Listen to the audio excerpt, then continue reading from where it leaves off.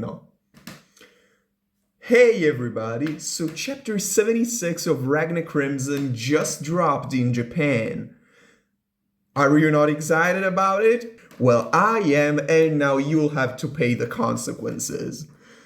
So this is the cover page. It shows Ragna still training the remnants of the Argentum Corps that joined the Sun Cult as his personal battalion, as Evil Slime on his back watches Ruosi that is just flying over because she's a genius. She doesn't need training anymore. Or does she? The chapter begins on May 20th of the year 498, of course. So it's been 12 days in the story since the events of last chapter, chapter 75. At the beginning of this chapter, we see Ragna sparring with believers of the cult, including Ruosi, and he fights them off pretty effortlessly, but she does put up some fight. Now, after the training is over, Ragna states that many of the believers that they just fought were pretty much on the same level as Shin and Chris, in reference to Shin Cutlass and Christopher Olgren from the Argentum Corps. Well, Christopher is now dead, but Shin is still out there. We saw him a few chapters back on one of those spikes surrounding the Gehenna hole, so I don't know, is he trying to raid Gehenna hole just like Ragna did like a year ago in publication time? But this means that the Sun Cult has a pretty strong army, because Shin and Chris are pretty strong as far as standard humans go.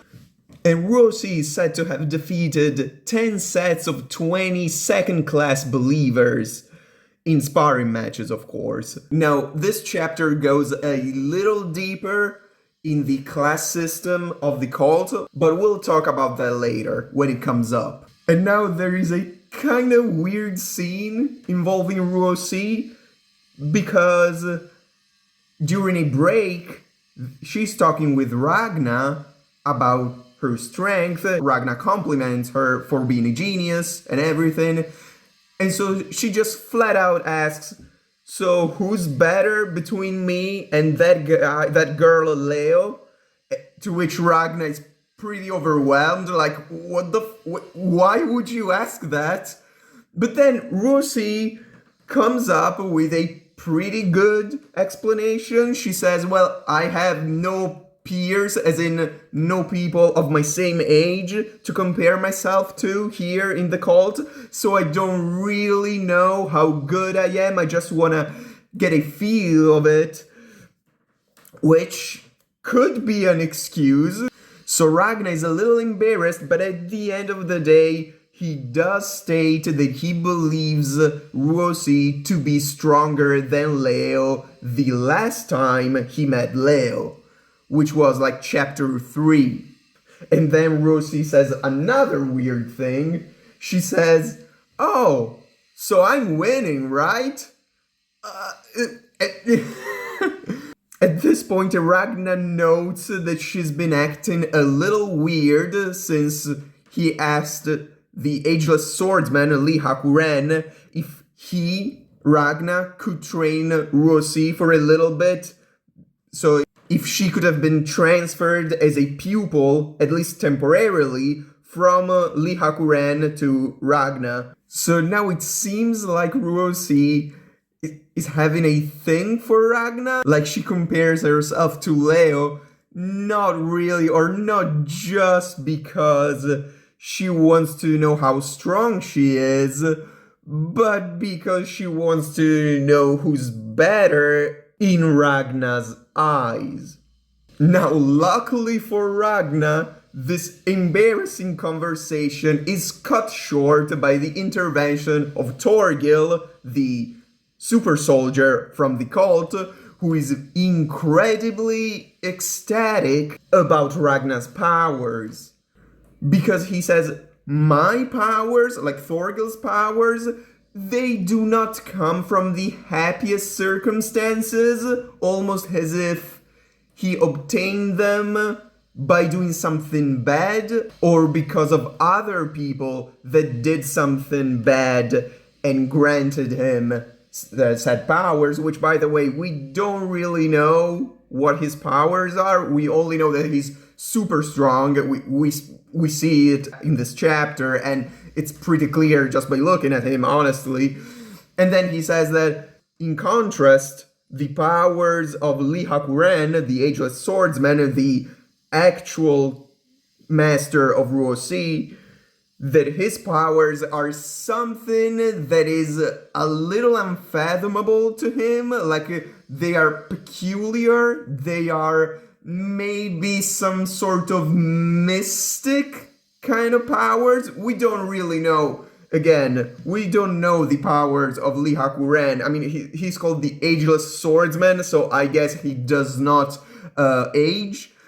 But aside from that, the nature of his powers, we don't really know it.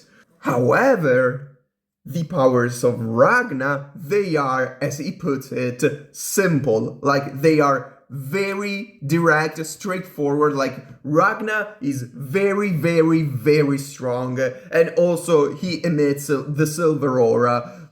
So he's just incredibly good at fighting. Torgil is in fact so happy that he just takes Ragna and fucking yeets him. Ragna actually breaks the dome of the training field they were training at and soars in the sky.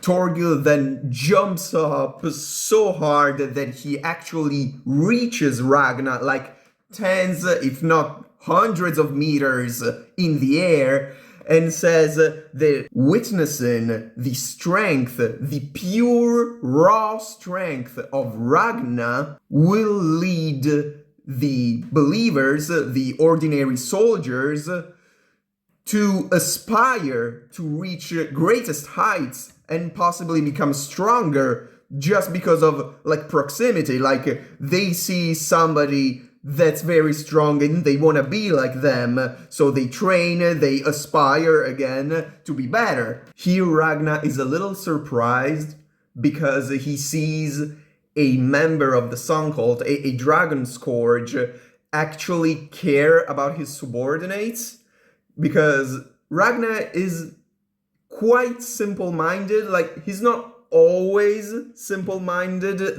There have been a couple of occasions where he displayed, like, nuanced thinking, but usually he's pretty straightforward, like, even morally, and we'll get to that later in this chapter, but he just wants dragons to die. All of them. That's it. Very simple. But here he's like, well, it means that maybe they are not all the same, like, there are different ways of thinking among the Dragon Scourges. There are those that do not care at all about their subordinates, but this guy seems like he's very, like, happy that they would get better at what they do. After this, they both do the superhero landing. It's actually a pretty funny panel. Torgil is then notified by one of his subordinates that the dragons have attacked a base of the Sun Cult in the front lines, so he wants to go check up on them, and Ragna offers to help, to follow.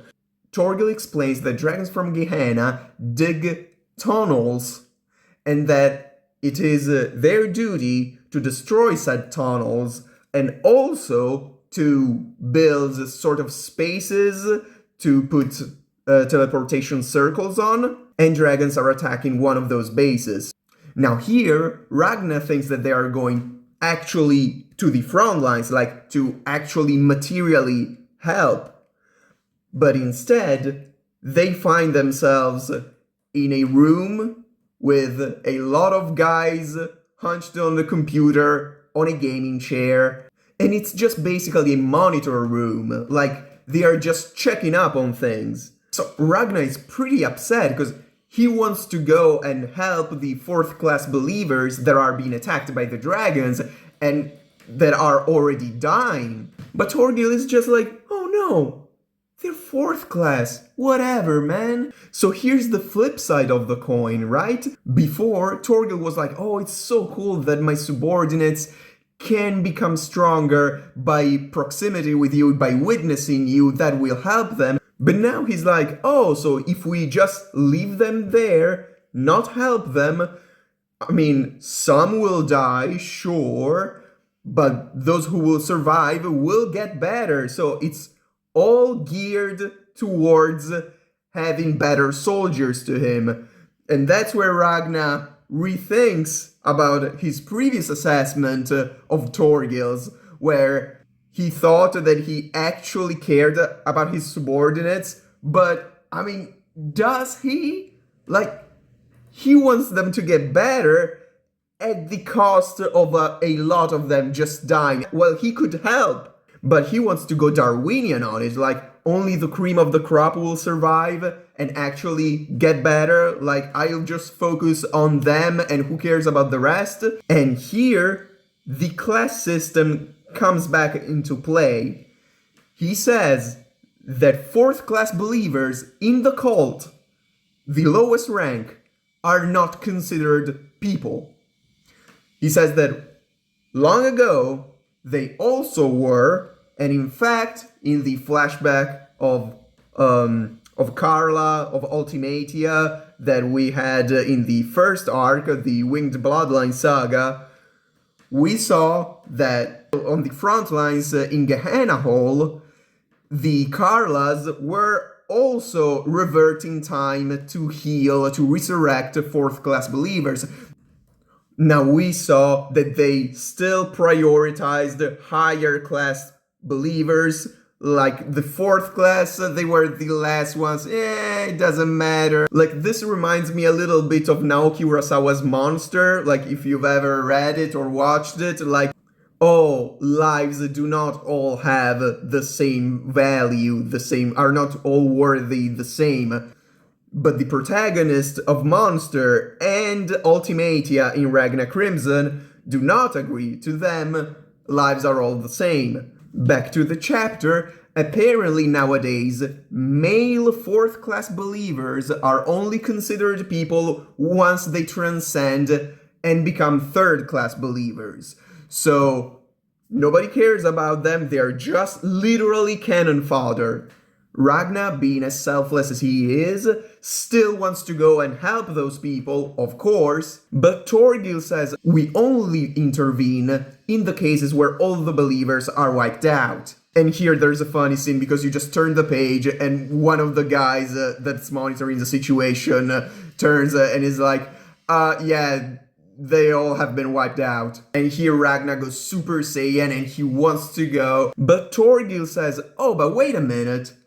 Just being weak and surviving several encounters with dragons is exactly the way in which you became strong, right? And this is kinda true because, I mean, this timeline's Ragna did not fight as many dragons as future Ragna. But we know that that's how future Ragna actually got that strong. He fought and fought and fought and fought, and he lost and lost and lost and won and lost and lost and won and won and won and won.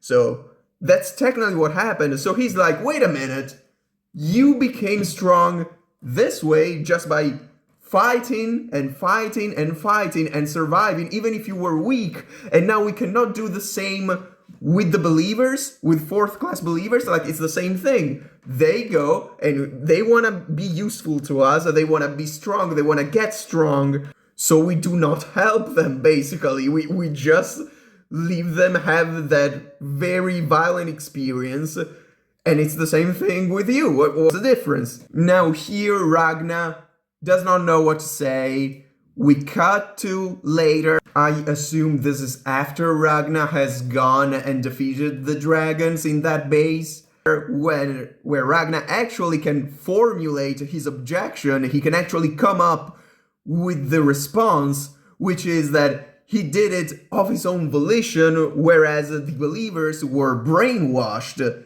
into it. He fought dragons because of his own beliefs, because of beliefs that came from within him, not because of the outside, not because of a creed. Ragnar expresses sadness thinking about the families of the dead soldiers of the cult, but here Carla, the Sentence of Time, intervenes and explains that family as a concept has been eradicated in the cult. Apparently, over 100 years ago, when the cult was formed, they tried to abolish all concepts that would, let's just say, distract their followers from the cult. Like, they abolished the concepts of nationality, ethnicity, race, which, I mean, it's good if people do not think too much about those things, but the point is that the reason why they wanted to unburden the minds of their followers of these concepts was not to free their minds, it's just that they had a bigger burden to replace them with. Like, they were making space for their cult. They still wanted their minds to be burdened, but only with their kind of burden, with the faith to the cult. At the end, they went so far as to abolish the concept of family. So whenever a kid is born, they are put in an institution and they are raised all together. So it's like there are no relatives in the cult. All of the followers are considered neighbors, and their only kind of parental relationship they have is with their god. This is very similar to, and I dare say probably taken from, Plato's Republic, in which he describes the ideal city as one where, among many, many other things, children are raised together in facilities. So apparently there were some dissenters of this system, like this abolition of family and whatnot. But since it was a slow process, it ultimately succeeded, and we don't really know what happened to the dissenters. Ragna just goes away, he does not want to ask. And here, Rosie has a very interesting little flashback where she's confronted by Orgol, the prophet of the dragon scourges, which is actually Crimson in disguise. And here we find out that Orgol showed up out of the blue to the Sun Cult 30 years ago, so in the year 468. And he proved himself to be a genius in both magic and science alike, as we would expect from Crimson, honestly. But here, Orgol, or Crimson, asks Rosie not to tell Ragna about what is in the lower strata of Gehenna Hall. Now this pretty much confirms what we already knew. I did a video about it. Rosie has lived in Gehenna for a while. Orgol says that there are some things that it's better if they are not known because they might lead to hesitation, which in battle might lead to death. And when we see Orgol or Crimson saying this, the layout of the page contrasts it with Ragna in the present saying that, oh, it's okay, even if I don't like what the Sun Cult does, once I will have killed all dragons, there will be no need for the cult anymore, so it would be like disbanded or something, so it's okay, I'll just have to endure it a little bit, once I kill all dragons, then it's fine. And this is again a juxtaposition between Ragna's straightforwardness in his, well, not only power, but also in his morals, and the truth. Like, Crimson wants Ragna to be simple, to be straightforward, to not be nuanced, because that's the state where he's more easily controllable in. So whatever is in that lower strata is something that might make him question his motivations, as we will see next. He wants Ragna to just think of Gehenna Hall as a den of dragons, and that's it. For the last scene of the chapter, we cut out to Gehenna Hall, where Erun Eski, you remember her? The dragon that is always cold, but unfortunately she's assigned to the stratum of Gehenna Hall, which is just a land of ice. And her powers are ice-based too, so the fact that she hates cold is kinda terrible for her. So Eruneski is knocking on Gargantina's door because she wants to comfort her. Gargantina is completely distraught. She's depressed because Lapisdozo died and she had to be saved by her monarch. And here we meet a new character. She is the swarm dragon, Barul Boruk. She actually punches Gargantina really hard. And she says, "Oh, I knew Lapisdozo for the longest time, and I just punched you, so you can consider this as your punishment. Now stop being depressed, please." By the way, we don't know which rank in the bloodline Barul Boruk occupies, but here's the last page. So we had already seen the last stratum of Gehenna Hall.